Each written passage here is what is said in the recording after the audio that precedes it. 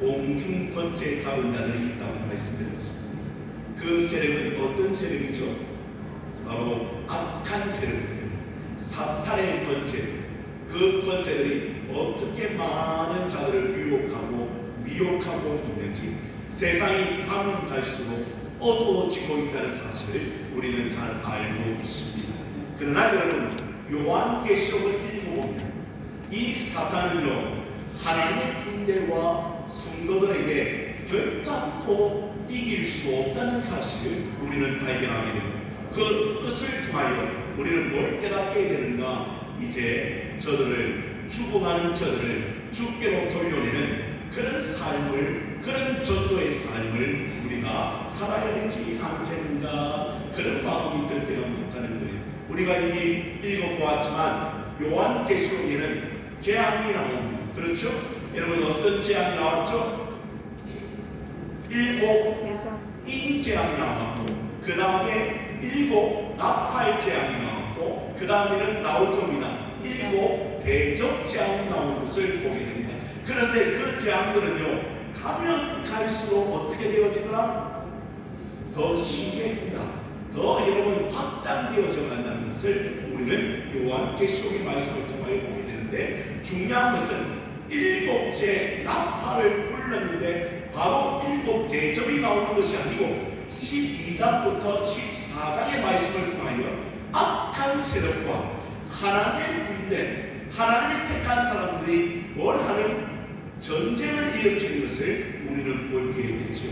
그 악한 세력은 용이라고 말하며 옛뱀이라고 말하는 그 악한 세력, 사탄의 세력들이 하나님의 군대와 싸워서 이길 수가 없었습니다. 또한 여러분, 우리가 잘 아는 어머니가 나오죠. 아들을 낳은 어머니가 나오는데 그 어머니는 이스라엘 공동체를 이야기한다고 했습니다. 그 이스라엘 공동체도 영적인 교회도 그들이 이길 수가 없었어요.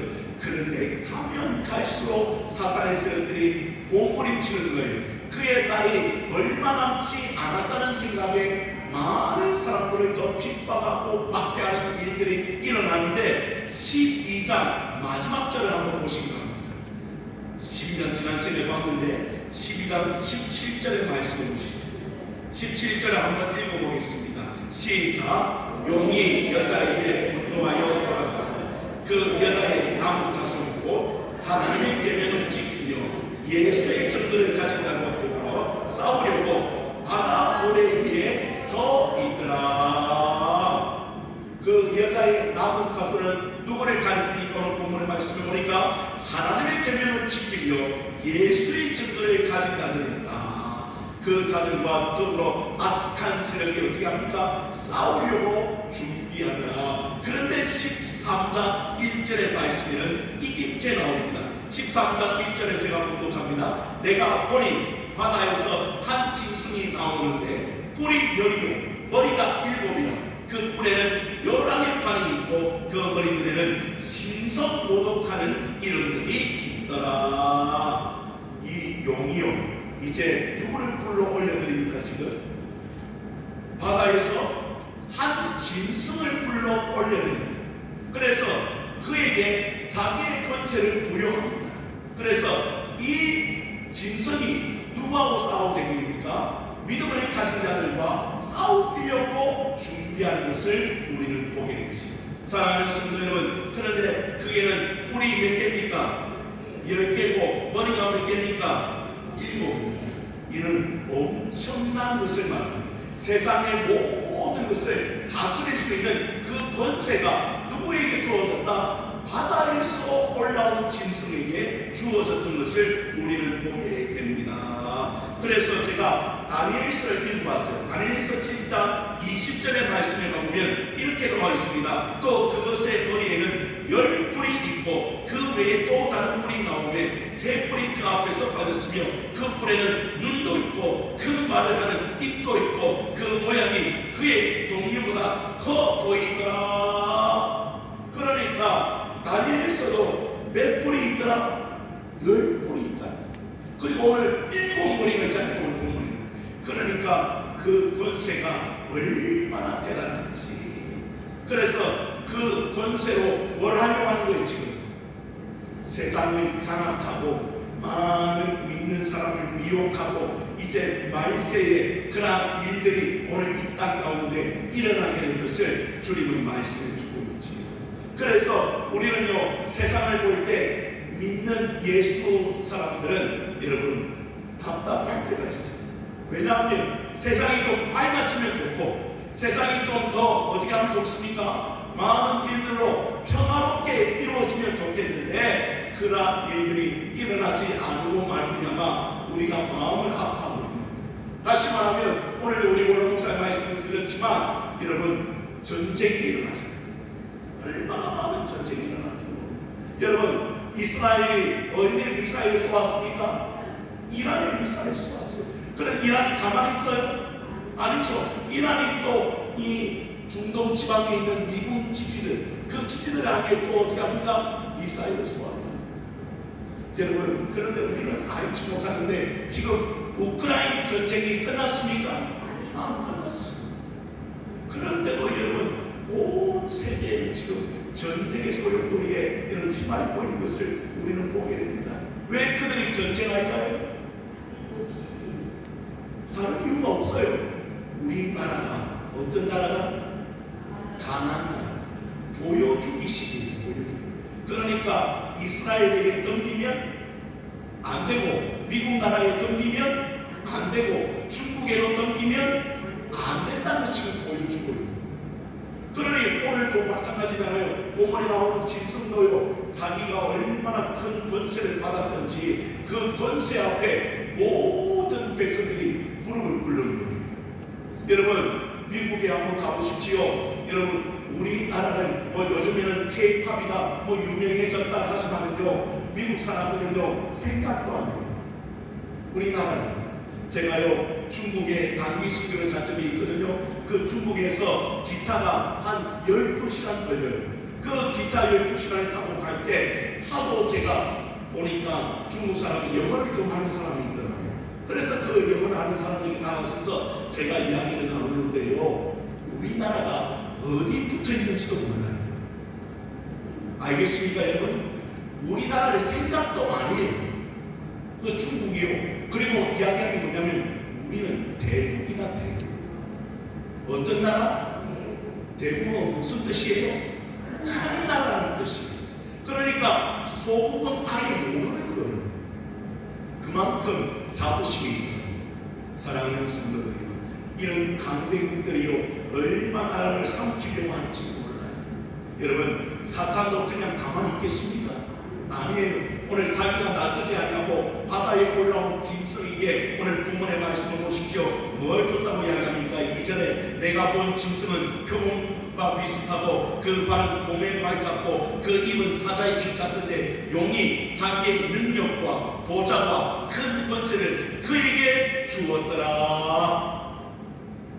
용이 사탄이 누구에게? 이 짐승에게 모든 권세를 부여한 거예요. 그러니까 이 권세가 얼마나 대단한 것이죠.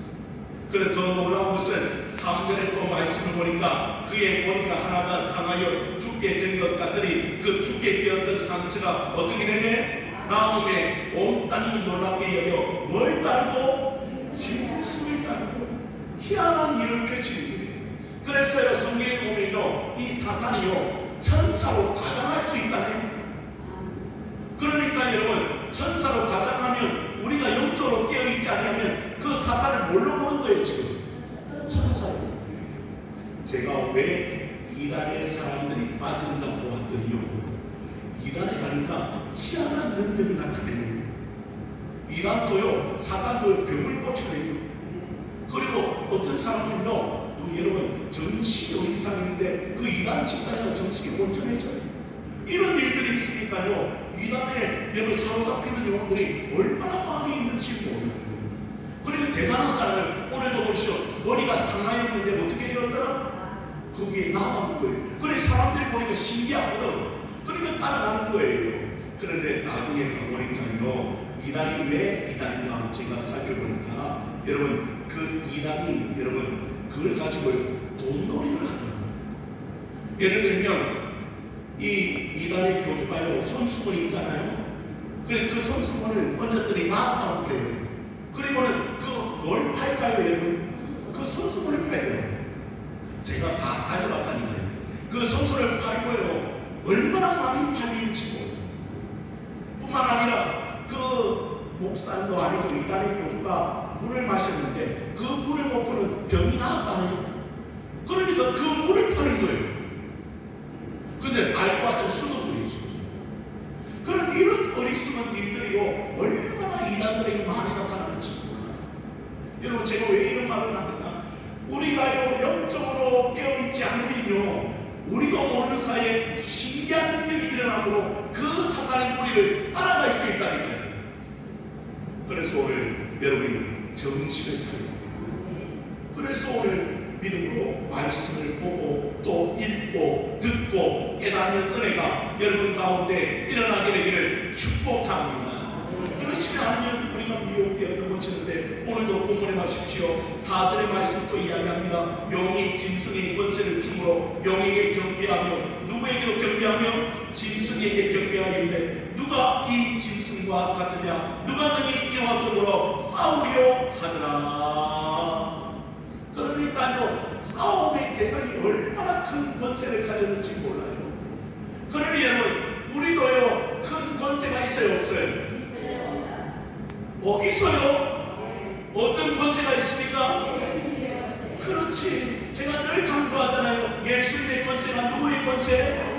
예수님의 능력이 누구의 능력? 그 나의 능력이라는 사실을 깨닫고 나아가면 될 텐데 그렇게 살지 못하는 영혼들이 얼마나 많이 있는지 몰라요. 우리도 제가 목회를 해보지만요 시험에 든 영혼들이요 왜 그 시험을 이기지 못하는가? 바로 예수의 권세를 믿지 못하고 예수의 능력을 믿지 못하고 누구의 권세 앞에 굴복하는 거지. 사탄 마귀에게 굴복하여 그런 어려운 생활을 하고 있는 것이 얼마나 안타까운지 몰라요. 그러니 여러분만큼은요 예수의 권세 누구의 권세?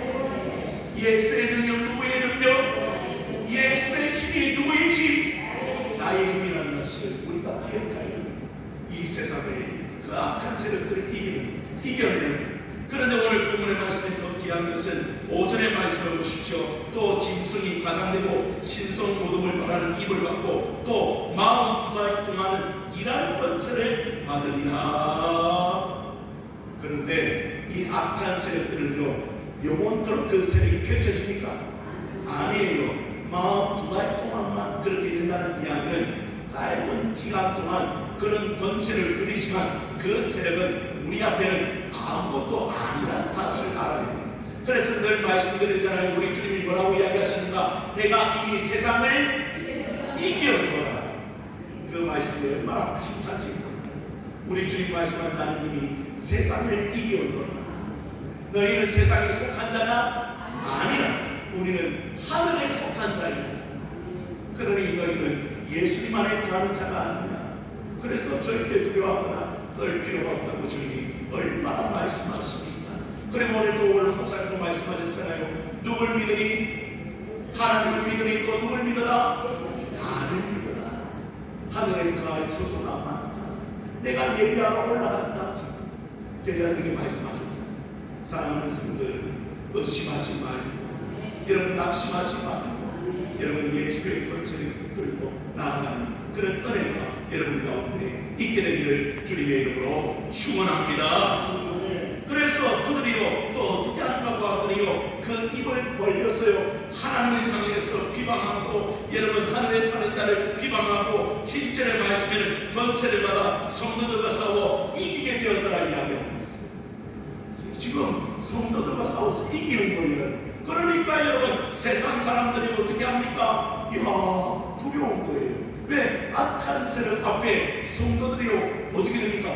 죽은 낙엽까지 떨어지거든요. 그러니까 그걸 보고요 많은 사람들이 두려워해요. 그런데 제가 세계 교회사 한국 교회사를 읽어보면 여러분 그 핍박과 어려움 속에서도 성도의 숫자가 줄어들었다. 교회가 없어졌다. 아니 그 어려움과 핍박 여러분 이 시대에도 요한계시록 지은 시대에도 로마의 황제의 핍박이 있었거든요. 여러분 그 당시만 해도 어떻게 되었더라? 성도들이 사형장으로 끌려갔습니다. 그래서 사자의 밤이 되고 또 화형장에 끌려가서 어떻게 됩니까? 불로 화형을 당하고, 그리고 여러분 다니엘서에 나오지만요, 끓는 가마 있잖아요. 끓는 가마, 그 가마의 상체로 성도를 집어넣고, 그래서 성도가 죽었어요 안 죽었어요? 죽었어. 여러분 많이 순교를 당했어요 로마 시대에. 그런데도 불구하고 로마 교회 그 시대 초대 교회는 다 없어졌더라. 놀라운 것은 그들이요 카타콤, 그 지하의 동굴에 들어가서 믿음을 지키려고 그곳에서 예배하고 그곳에서 하나님께 영광을 돌리고 그런 일들이 있었다. 그리고 놀라운 것은 성경책도 없어지지 아니하고 지금 우리의 손에 올려져 있잖아요. 그게 뭡니까? 하나님의 역사가 아니면 설명할 수가 없는 거예요. 순교 당했는데 어떻게 그 많은 사람들이 또 믿음의 길을 걸어가느냐 이 말이에요. 내 옆에 가족이 순교를 당했어요. 내 자녀가 순교를 당하고 내 부모가 순교를 당했어요. 그런데도 불구하고 그들은 믿음을 지켜요. 지금도 있어요. 중국 지하교회와 북한 지하교회에 소식이 들려요. 왜? 믿음을 포기하지 않더라고요. 그리고 교회가 새롭게 되더라고요. 한국교회는 하나님께서 축복을 주셨습니다. 그래서 이만큼 부흥했잖아요. 그런데 중요한 것은 우리가 만약 정신을 차리지 않는다면 오늘 이 말세 시대에 우리도 유혹되어 우리도 넘어질 수 있습니다. 오늘 한국교회가 다시금 영적으로 일어날 수 있도록 여러분들이 먼저 기도로 무장하여 말씀으로 무장하여 그 악한 세력들을 이길 수 있는 은혜가 여러분 가운데 있게 되기를 주님의 이름으로 부탁을 드립니다. 그래서 이런 권세를 누렸으니 8절에 이렇게 이야기합니다. 죽임을 당한 어린 양의 생명책에 장세 이후로 이름이 뭐하지 못하고 기록되지 못하고 이 땅에 사는 자들은 다 그 짐승에게 뭐하니라? 경배하니라. 수많은 사람들이 그 짐승의 권력 앞에, 그 짐승의 권세 앞에, 그 짐승의 여러분 능력 앞에 굴복하는 거지. 그런데 누구는 굴복하지 않더라? 오늘 보십시오. 어린 양의 생명책의 장세 이후로 이름이 뭐하지 못한 자, 기록되지 못한 자만 그 짐승을 경배하지만 기록된 자들은 그 짐승 경배했을까요? 안 했죠. 사랑하는 성도 여러분, 우리의 이름은 어디에 기록되어져 있다? 생명책. 이 사실을 믿음으로 확인하는 이 말씀이 오늘 본문의 말씀입니다. 사랑하는 성도 여러분, 우리의 이름은요 없어지지 않습니다. 우리의 이름은 어디에 기록되어져 있더라? 그래서 나중에 한번 가봐요. 우리의 이름이 기록되어져 있다니까요. 어느 나라 대한민국에서 믿음으로 잘 살다가 누구 이렇게 기록되어져 있다니까요. 그걸 믿음으로 바라보라는 거예요. 그게 우리의 소망이잖아요. 마지막 시대에 여러분 우리 하나님께서 생명책을 펴놓습니다. 그때 여러분의 이름이 기록되어져요. 그리고 하나님께 영광을 돌리는 그 천국 잔치에 참여한다고 한번 생각해 보십시오. 이 땅의 것은 아무것도 아니에요. 그래서 여러분 이 땅이 그 때문에 실족하고 넘어지고 왜 없냐고 이야기할 것이 아니라 우리는 이미 어디에 기록되어져 있는 사람? 생명책에 기록되어져 있는 사람들을 주로 믿으시기를 바랍니다. 그래서 옆 사람이 한번 칭찬해 주십시다. 당신의 이름도 생명책에 기록되어 있습니다. 아멘입니까? 그런 마음으로 믿음으로 살아가는 그런 여러분들이 되기를 원합니다. 그래서 9절의 말씀을 보시죠. 누구든지 기가 있거든 와할지어다. 좀 들으라는 거예요. 좀 들으라. 여러분의 이름이 생명책에 기록되어져 있고 우리는 영적인 전쟁을 치르고 있지만 반드시 승리한다.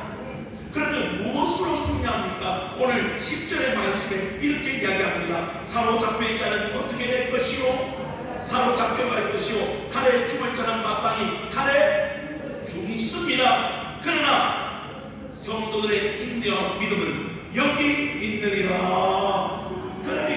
우리가 방금도 말씀드렸지만 이 시대도 그렇고 앞으로 올 시대에도 그렇고 예수 믿는 것 때문에 여러분 순교를 당할 수도 있어요. 핍박을 당할 수도 있어요. 어려움을 당할 수도 있어요. 그런데 그 속에서 우리가 이길 수 있는 건 뭐다? 믿음과 인내다.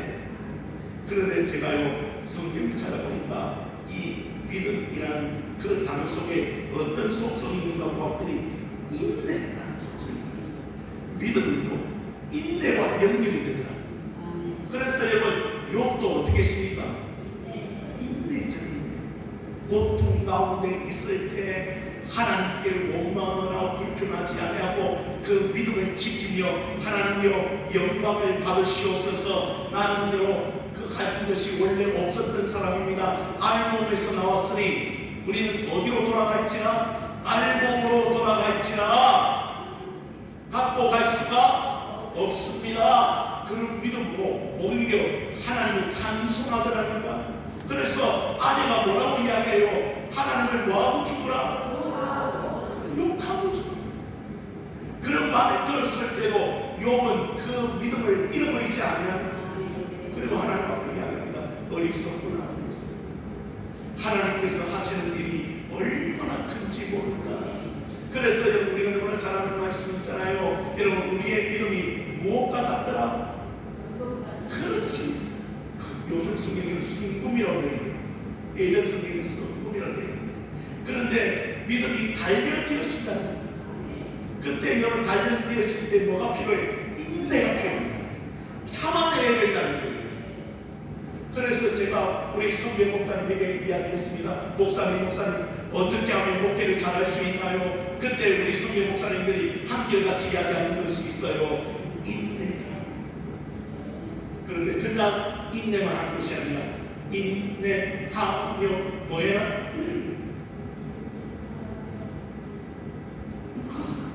다시 인내하며 부르짖으라. 이게 제가 감동이 오더라고요. 뭡니까? 인내할 때 믿음으로 하나님 앞에 부르짖으라. 그 시간이 고통의 시간이요, 그 시간이 어려운 시간이요, 그 시간이 시험의 시간이지만 그러나 그 속에서 절대 기도의 시간을 놓지 않고 하나님 앞에 인내하며 하나님께서 좋으신 하나님 아니십니까? 우리의 영혼을 건지시는 하나님 아니십니까? 교회를 든든히 세우시는 하나님 아니십니까? 하나님이 도와주셔서 그런 은혜로 나를 이끌어 주시고 우리 교회를 이끌어 주시고 우리 가정을 이끌어 주시옵소서. 그래서 인내하며 부르짖으라. 인내하며 부르짖으라. 이런 찬송이 나올 수 있는 사랑하는 성도들이 오늘 여러분의 믿음이 있습니까? 그리고 인내가 있습니까? 반드시 성도는 이깁니다. 여러분 이 사실을 기억하여 오늘 이 말세지만의 시대에 흔들리지 않는 미혹되지 않는 그 사탄의 세력을 이기고 오늘 하나님께만 영광을 돌리고 이 교회를 위하여 기도할 수 있는 그런 은혜가 여러분 가운데 한 주만 더 있어지면 주님의 이름으로 축원을 드립니다. 기도합니다.